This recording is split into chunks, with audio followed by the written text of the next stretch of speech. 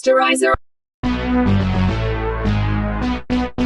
Sanibona siphinde sinibingelele kwi-series yethu kwi-episode yesithathu okungeyokugcina ye-Two Graves. Njengoba sigcina uMiguel nelinye iphoyisa bewuvula i-deep freezer kagogo, kanti ngenhlanhla isigebengu uRafael wayesesikhiphile isidumbu somfana uBeltron njengoba wayethembise ku-Isabel ukuthi uzomsiza ukunyamalala lesi sidumbu. Beney'gebengu zakhe basheshe babuyisela nokudla kagogo kwi-deep freezer. uMiguel iphoyisa akatholanga lutho olusolisayo ngaphandle kwegazi lalichaphazeleke phansi. Wayenganelisekile ngaleyo mphumela uMiguel watshela ugogo ukuthi usazorana ama-test ngala machaphazelo egazi aphansi athole ukuthi igazi lani le. Ngalobo busuku uIsabel waphinde wayohlangana noRafael embonga ngalokho abakwenzile ney'gebengu zakhe kwi-deep freezer yakhe. Kodwa manje uRafael naye wayenganelisekile efuna ukwazi from uIsabel about le ntombazane ye-Arab enebala le-birthmark esiphongweni. Kodwa uIsabel akafunanga kumtshela lutho uRafael, wathi ufuna ukukhuluma noCarlos kuqala. uRafael wavuma wathatha uIsabel wamhambisa la athumbele khona uCarlos. Bamfica ngempela uCarlos eboshwe izandla eboshelwe ngaphansi kwemoto ephakanyiswe ngojeke enamanxeba okulimala ngenxa yokuthotsharishwa uRafael. uCarlos watshela uIsabel ukuthi uyavuma ukuthi wayenabo ephathini oVeronica benoMartha kodwa akazi lutho ngokushona kaMartha nokunyamalala kaVeronica. Ethi uCarlos futhi akekho umuntu wayephoqiwe ukuthi afike ephathini, kanti futhi uMartha benoVeronica wababona behamba nenye intombazane bephuma ephathini eyayinebala esiphongweni abafunda nayo. Kodwa uRafael ngendlela enenhliziyo embi ngayo wavele wacindezela uCarlos ngale moto eyayingaphansi kwayo.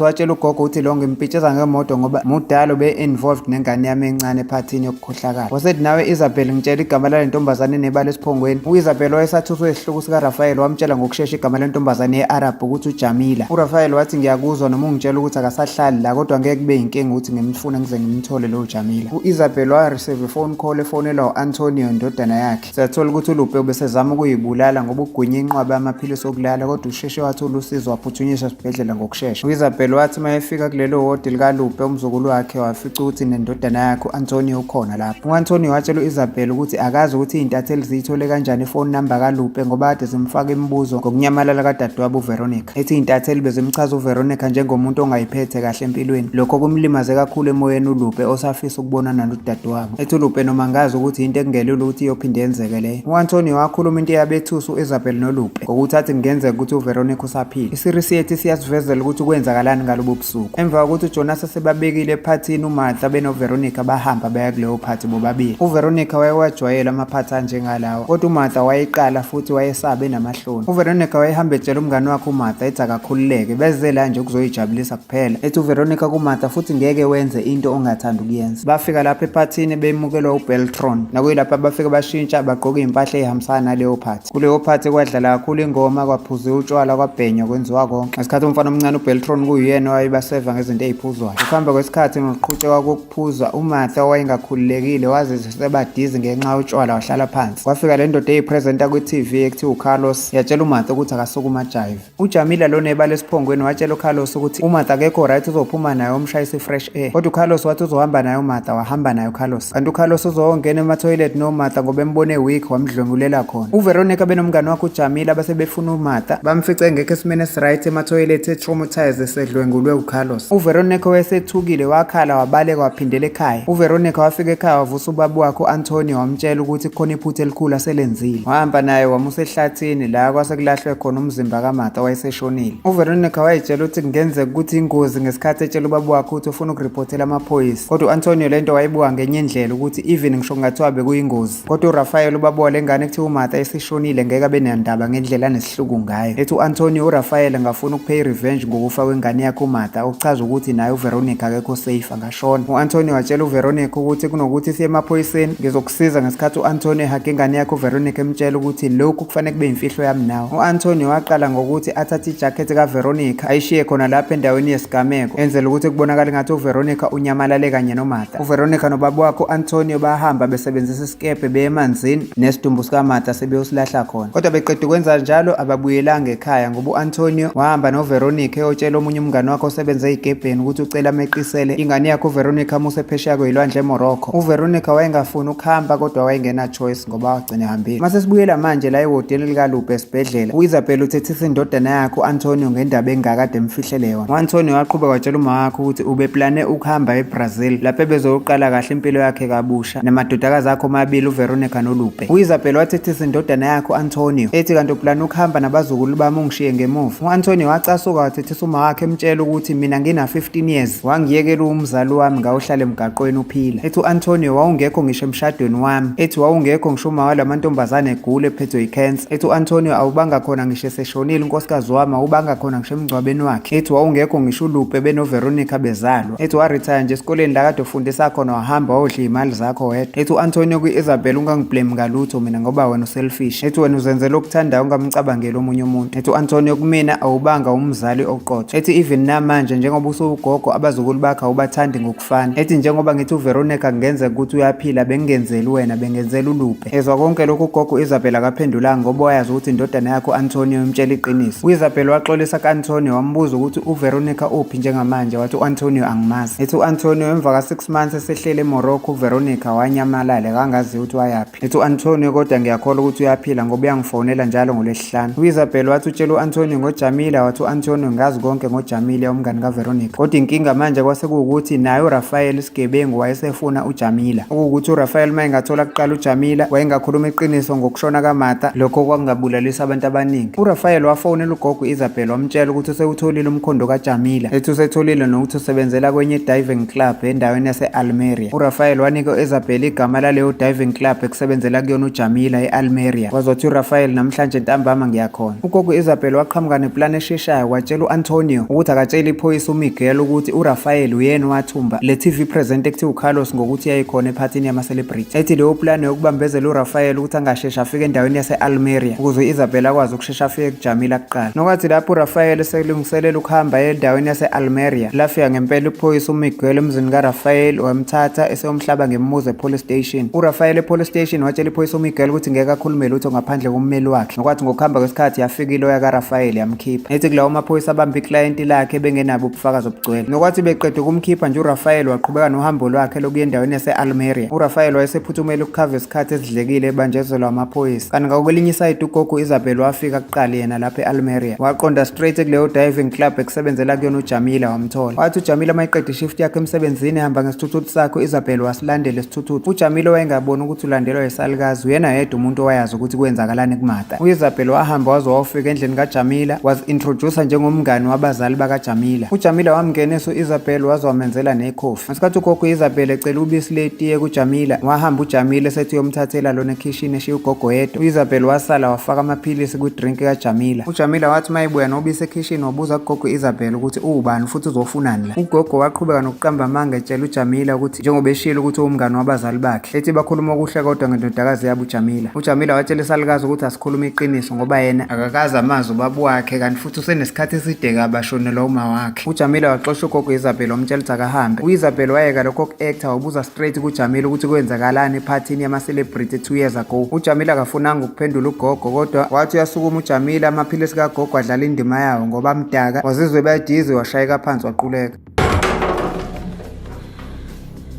uIsabel wakhipha ummese kade egwaze ngawo uBeltron ethangeni esefuna ukubulala intombazana uJamila, kodwa ugogo wabuye wayezikhuza wathi lento eyenzeke kuBeltron iyenzeke ngokucasuka, ekhuluma ngenhliziyo ukuthi ngeke avumele ukuphinde yenzeke leyo nto. ugogo wabeka phansi lowo mmese wakhala, nokwathi mayiphakamisa amehlo wabona iy'nqwaba yey'thombe zikaJamila ey'shuthe nomngani wakhe uVeronica. Nokwathi kusenjalo kwavele kwangena yena qobo uVeronica. Bobabili uVeronica nogogo wakhe uIsabel bethuka mabebonana, bahagana. uIsabel wachazela umzukulu wakhe ngokwenzekile. isigebengu uRafael naye endleleni ezakhona ukuzozingela uJamila, nokwawukuthi mayingathola iqiniso uRafael noVeronica wayengashona. noJamila wayekade equlekile waphaphama ekuqulekeni wathola ifone call kuthiwa kunendoda ehamba ngemoto ebizayo emfuna emsebenzini wakhe, bayitshelile ukuthi useshayisile. nokwathi ngokuhamba kwesikhathi wafika ngempela uRafael endlini kaJamila, kodwa uRafael wafika emva kwesikhathi ngoba ugogo namantombazane base bebalekile. waqhekeza wangena uRafael wathola ukuthi abekho kude ngokuzwa ukuthi itiye lisashisa. uIsabel wathatha amantombazane wawasa komunye umngani wakhe amaziyo, wacelela uVeronica noJamila ukuthi bathi ukuhlala kwesikhashana. ebusuku uIsabel wabuza umzukulu wakhe uVeronica ukuthi kwahamba kanjani ukuthi azagcine efike la. uVeronica watshela ugogo wakhe ukuthi bebehlezi baxhumana nomngani wakhe uJamila ngeWhatsApp, nokwabenza ukuthi bobabili bagcine besukile endaweni yaseMorocco bagcina la e-Almeria eSpain. ethi uVeronica bobabili benoJamila kusabaphethe kabuhlungu ukushona komngani wabo uMata. uIsabel wabuza kumzukulu wakhe uVeronica ukuthi kwakumayelana nani nemali ukuthi usungazofika kuphathini yama-celebrity. uVeronica watshela ugogo wakhe ukuthi kwakungekho mayelana nemali kodwa kwakumayelana nenkululeko. ethi ngoba kusukela ngashonelwa noma bese kumele ngifane nomzali nomama kuluphi. Ethi ngoba wena gogo ubuqhamuka wena mawuthanda ngesikhathi sakho. Ethi ngakubona njengomuntu oselfish kodwa ngifuna ukukutshela manje ukuthi ngiyakuthanda. Ethi nawe ngiyazi ukuthi uyangithanda kodwa bengingayithanda indlela ukuthi uthande kakhulu mina uye kudadewethu. Ingakho bengifonela ubaba njalo ngoLesihlanu ngimtshela ukuthi angakutshela ukuthi ngiyaphila. Ekuseni amantombazane esalele uJamila wavuka kuqala wathola ukuthi ugogo Isabel kade belele nayo sehambile. uIsabel wayesefonelane noRafael bahlanganela kwenye club. uRafael watshela uIsabel ukuthi uyile kule ndlu ehlala kuyona uJamila kodwa akaficanga lutho. uIsabel wazama ukupholisa uRafael emtshela ukuthi lento seyithathela phezulu. Kodwa uRafael wayengafuni ukuhlehlela emuva ngoba watshela ugogo ukuthi kule minyaka emibili edlule beseqala ukukhohlwa ngendaba yokushona kwendodakazi yakhe uMartha. Kodwa ngenxa yala maklu amasha asanda kwathola ngeke azabuyele emuva. Esethethe uRafael etshela ugogo ukuthi kumanje ngiyayisola ngokungaspendi isikhathi nendodakazi yami uMartha. Ethi ngiyakholelwa ekutheni into esekumele ngimenzele yona uMartha ukumphela i-revenge futhi ngizoyiphela i-revenge. uIsabel ngokubona ukuthi uRafael akafuna ukushintsha umqondo wakhe wadrive imoto yakhe ugogo wahamba. Endleleni ugogo wafonela indodana yakhe uAntonio. Watshela uAntonio indodana yakhe ukuthi uVeronica usengozini kumele abuyiselwe emuva eMorocco. Kodwa uAntonio waphendula uma wakhe uIsabel ngempendulo abengayilindele wathi uVeronica sowashona. Nokuyilapho ugogo Isabel asola khona ukuthi kukhona okungahambi kahle. Ngesikhathi uAntonio ekhuluma noma wakhe Isabel efonini endlini kwakukhona umigwele ehambisana namaphoyisa. Ngokuthi ama-DNA yamachaphazela egazi atholakala endlini kagogo ayesebuyile futhi ayemesha ukuthi igazi lomfana omncane uBeltron. Lokho kwase kumbeka ngokusobala ugogo Isabel ukuba umsolo kuleli cala lokubulala umfana omncane uBeltron. Kodwa noma kunjalo iphoyisa uMiguel wayengazi ukuthi uVeronica usaphila. Ugogo wadrive wabuyela khona la ekhona amantombazane for uku-avoid i-risk wawahlukanisa amantombazane uVeronica noJamila. Ugogo waqala washiya uVeronica ngemuva wathatha uJamila wamfihla kwenye indawo. Waqeda lapho ugogo wahamba waya kuRafael kulelo hotela elirentile. Wafika wamtshela ukuthi sengiyazi ukuthi uJamila uphi. Wabuya uRafael wazongena emotweni kagogo. Sebesendleleni uIsabel wachazela uRafael ngakho konke okwenzeka. Ukuthi uMartha owayekhala wayesefuna ukuyobikela amaphoyisa ngokuthi udlwengulwe uCarlos. Kodwa uVeronica benoJamila babemkhuza uMartha ukuthi angaye emaphoyiseni ngoba amaphoyisa ngeke azamkholwe. Bethi kuMartha kunalokho amaphoyisa azokujaja ngokuthi udake utshwala. uVeronica wahlala phansi noMartha wazama ukumncenga. Kodwa kwathi besahleli phansi uMartha wabona ibhodlela elifile phansi. Walicosha uMartha ezama ukuyiseka ihlaka lethi uzama ukuyibulala. uVeronica wazama ukuphuca umngane wakhe uMartha lelo bhodlela kanti bazothi besabangisana ngalo wavele wasikeka ngephutha uVeronica entanyeni.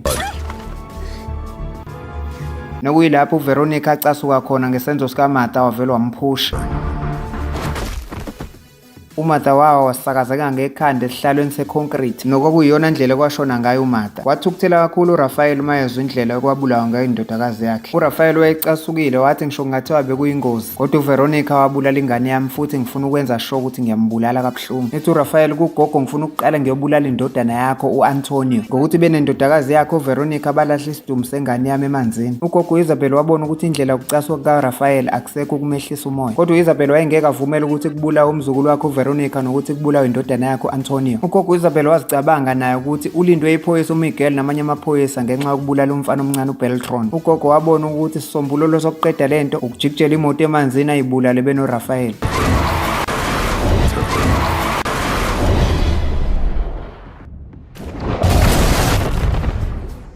Ngokufa kaRafael wasinda kanjalo Antonio nendodakazi yakhe uVeronica. Iphele kanjalo kwi-short series yethu sizozama ukunitholela enye iseries emfishane manje niyithandile le. Sengezwe ngawe kwi-comment section ukuthi uyathanda nesiqhubeke ngama-short series amafishane njengale noma siqhubeke ngama-movie ngoba iseries ende ngenxa yezimo ezithile guys enjengabo Lavo no Candice no Philip ngesakwazi guys ukuqhubeka nama-series anjalo okwamanje. It's either ama-short series noma ama-movie kuphela. Thank you for watching Storiza TV and please don't forget to like, subscribe and hit the notification bell for more videos like this.